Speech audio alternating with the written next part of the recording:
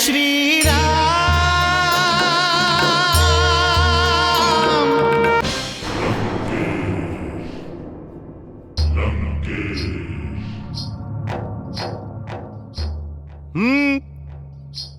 सुंदरी, हमार स्वागत खातिर खड़ा होके की आवश्यकता नहीं खे।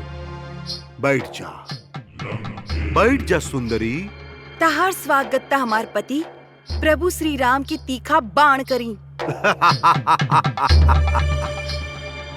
तहारी आवेश बहुत मनमोहक बा सीते। हमार पति के नुकीला बाण के आवेश तू सहन न कर पाई दुष्ट।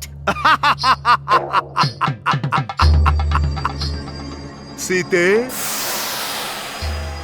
तहारी शब्द के बाण हमरा गुदगुदी कर रहल बा।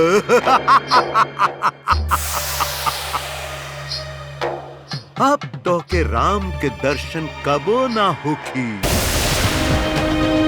राम वापस अयोध्या चल जाए या फिर तारा के ढूंढत ढूंढत निष्प्राण हो जाए।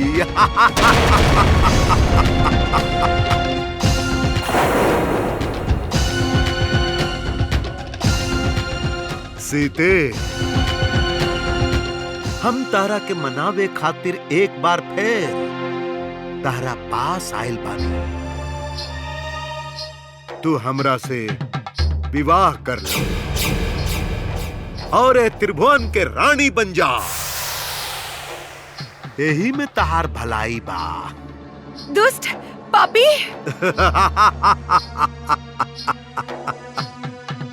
सीते, सुन ले बानी, राम एक पत्नी व्रत ले ले बा, किंतु संभावना बाकी व्रत के तोड़ के पुनः विवाह कर ली और तहरा के त्याग दी। अपन चरित्र से रघुनंदन के चरित्र की तुलना मत कर दुष्ट। हमार प्रभु रघुवीर तरह तरह ना हवे। उना अधर्म करेले ना वचन भंग करेले। उनकर कुदंड धनुष से निकलल हर बार लक्ष्य के भेदन करेला ही करेला। तरह जितना भी बड़ बड़ बात करे के बा कर ला। जब प्रभु रघुनंदन लंका आई है तब तहार जिया बोलले भुला जाई। तहार गुप्तचर द्वारा लायल गए समाचार तो तहार ध्यान में बाना। रघुनंदन एक के बाण से 7 ताड़ वृक्ष के एक साथ भेदल कल बाड़े। इस संकेत के समझ ले दुष्ट और उनकर शरण में चल जा। अन्यथा हमार पति आपन एक के बाण से तहार 10 के 10 सिर के धड़ से अलग करके भूमि पर गिरा दी है। सीते,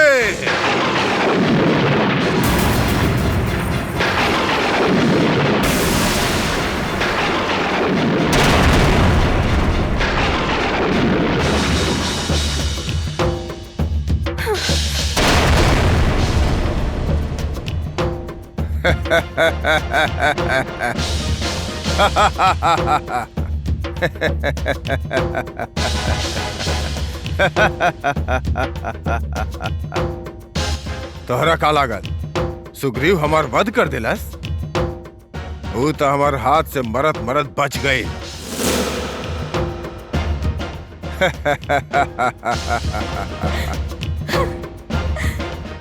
बाली दूसरा के हरावे और मृत्यु देवे खातिर जन्मल बा।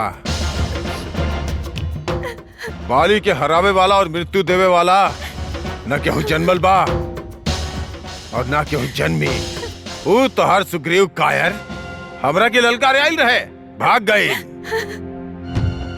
मायावी की पीछा करत समय हम पहले ही बता देले रही। बाली के ललकारे के अर्थ था अपन मृत्यु के ललकार। फिर भी वो हमरा के ललकारलस और अपन मृत्यु के सामने देख के भाग गई। अपन जान बचा के वो काय डरपोक।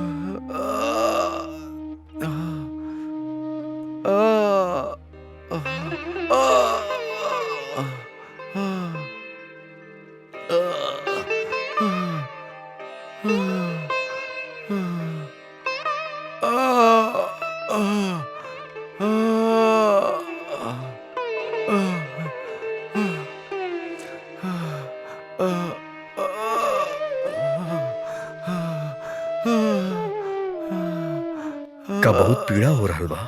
हाँ रघुनंदन, ई पीड़ा भी रावरे के देल हा।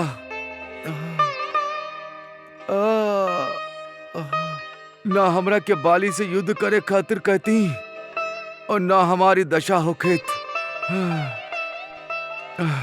हम रउआ से पहले ही कहला रहली कि हम युद्ध में बाली के बराबरी नहीं कर सकत।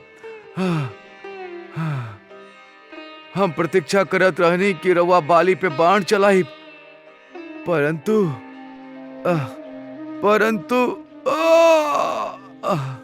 रउआ अधिक बात ना करी, रउआ के कष्ट हुई। हम बाण काहे ना चलैनी एकर कारण पहले सुन ली, फिर हमार दोष होखे तो हमरा दोष अवश्य दिया। हमरा कहला पे रउआ बाली से युद्ध करे गई, परंतु युद्ध में हम ये देख के चकित रह गई कि रउआ दोनों भाई में कोनो अंतर बा ही ना।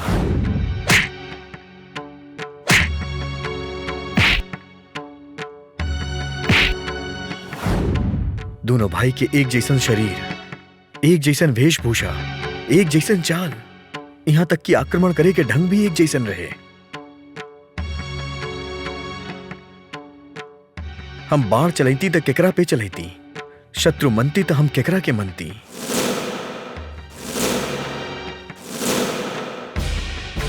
यदि हमार बाण रउआ के लग जात तब हमरा खातिर बहुत बड़ संकट हो जात। रघुकुल के कीर्ति मिट्टी में मिल जात। आपन शरण में आयल प्राणी के वध करे के कलंक ए राम के नाम में लग जात।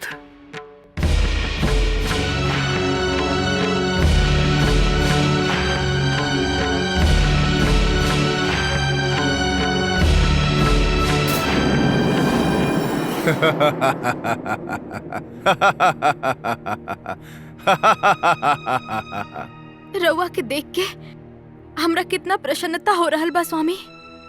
ये हम रउआ के शब्द में नहीं बता सकत।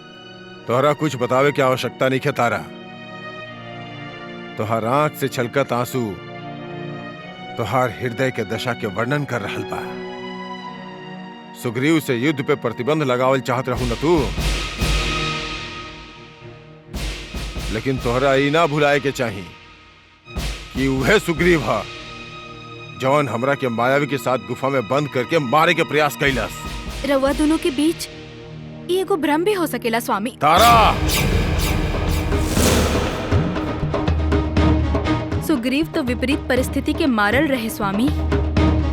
सत्य त ई बा कि वो किष्किंधा के राजा बनले ना चाहत रहे। सुग्रीव के पक्ष लेके हमार क्रोध के निमंत्रण मत दा। वो राउर अनुज है स्वामी। ना, वो हमार शत्रु है और तुहार हृदय में हमार शत्रु खातिर न दया भाव चाही और न ममता। कहे कि ये बाली अपन शत्रु पे दया ना दिखावेला तारा। शत्रुता से मित्रता बढ़ हो खेला स्वामी। होत हो की तारा, लेकिन उनका खातिर जिनका पास शत्रुता निभावे के शक्ति ना हो खेला, वो मित्रता के हाथ आगे बढ़ावे ले।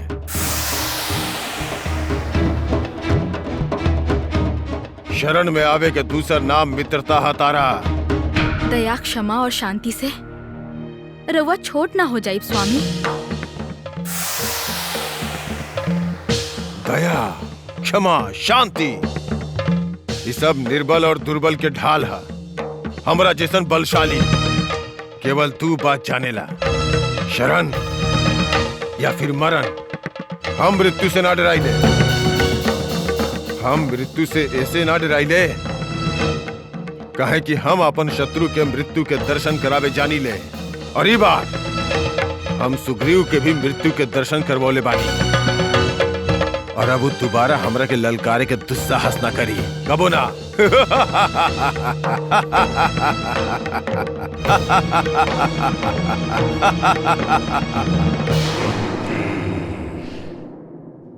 ना मातृजटा, रघुनंदन पर से हमार विश्वास कभी नहीं खे डगमगा सकत।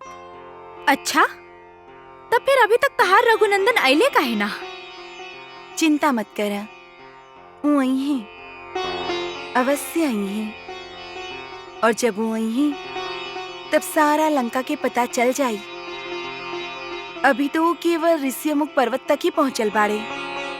ओही में तहार दशानन रावण के हृदय के धड़कन बढ़ गईल बा।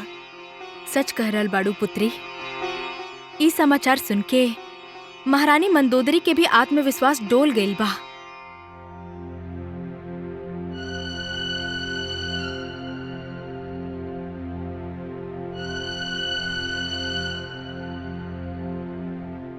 प्रणाम माँ। रघुआ हमरा के बोलौनी? हाँ पुत्र, आवा बैठा।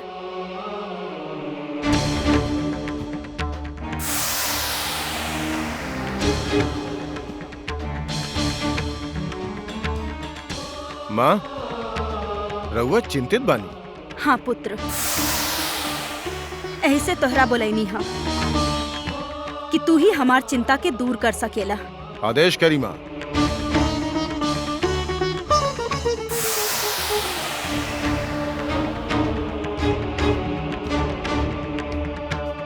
सीता के राम के पास लौटा द।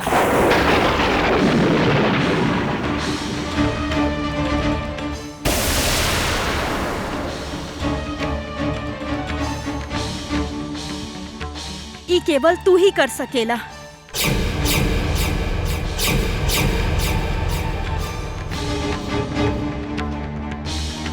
लेकिन हम ऐसा कदापि ना करब। किंतु पुत्र, अभी अभी तो तू हमार चिंता के लेके अपन चिंता व्यक्त कैला ना। सीता चिंता के विषय नहीं खे माँ। तू सुनला ना का? राम और लक्ष्मण ऋष्यमुख पर्वत तक पहुंच चुकल बाड़े। अच्छा, तो यही से तोहरा भय लागे लगल बा? समय के पुकार के सुना पुत्र। समय के साथे होके वाला परिवर्तन के पहचाना। राम अकेले ही खरदूषण जैसन महापराक्रमी के, त्रिसरा जैसन बलशाली के 14 सहस्त्र सेना सहित मृत्यु देले बाड़े। उ महापराक्रमी बाड़े पुत्र, उ महापराक्रमी बाड़े। माँ, का राउर अपन पति के शौर्य, उनकर पराक्रम, उनकर सामर्थ्य पर से विश्वास उठ गइल बा? का रउआ अपन पुत्र के वीरता पे संदेह बा? हमार मन के जाने के प्रयास कर। हमार हृदय के आक्रोश के सुने के प्रयत्न कर पुत्र। हम तोहार पिता दशानन के पत्नी हई। तहार और तहार भाई सबके माई हई। एगो पत्नी के, एगो माँ के हृदय में कौन सा भाई बैठल बा? ओकरा जाने के प्रयास कर पुत्र। अपन मन से भय निकाल दे ही माते। पहली बात तो राम यहाँ तक पहुंची ना, और यदि कोनो प्रकार से यहाँ पहुंचे में सफल हो भी गई तो जीवित ना लौटी। और रउआ सीता के वापस भेजे के बात कर रहल बानी। यदि हम सीता के वापस लौटावतनी तो ई सरासर पिताश्री के अपमान होगी, और हम ऐसा कदापि ना कल चाहत। दशानन रावण के क्रोध के भागी नहीं बनल चाहत हम। सीता अब उनकर अहंकार बन चुकल बिया, और उनकर अहंकार के हम ठेस नहीं पहुंचा सकत। क्षमा चाहता नहीं मां।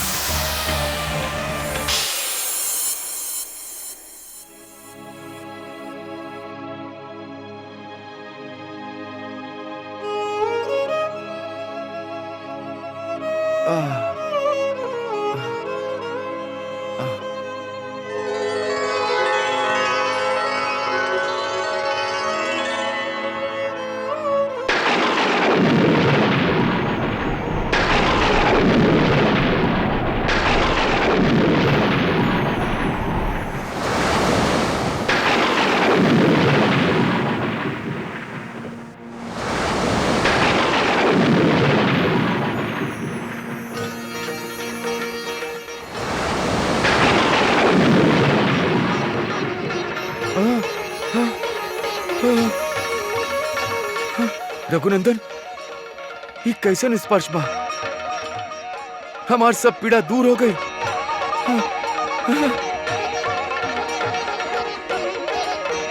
हमार सब पीड़ा दूर हो गई। रघुनंदन, बहुत आनंद आ रहा बा। रघुनंदन, बहुत सुख के अनुभूति हो रहा बा। ये सब हमार प्रभु श्री राम की कृपा है। प्रभु चाहस तो मृत शरीर में भी प्राण फूक देस। हनुमान, हम सांसारिक हई, हमरा सांसारिक ही रहेदा और अलौकिक मत बनावा। ई त मित्र खातिर सद्भावना के प्रभाव हा, ओकरा से अधिक कुछ ना। वानरराज हमार मित्र ही ना, हमार आश्रयदाता भी हवे। ना रघुनंदन, ऐसन कह के रउआ हमरा के लज्जित मत करी। अब हमरा खातिर आगे का आज्ञा बा ऊ कहीं। हमके एगो अवसर और दी महाराज सुग्रीव। लक्ष्मण, जी भैया।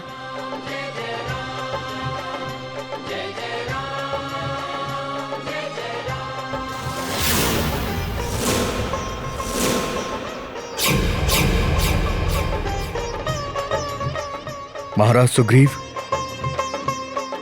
एक बार फिर बाली से युद्ध करिए।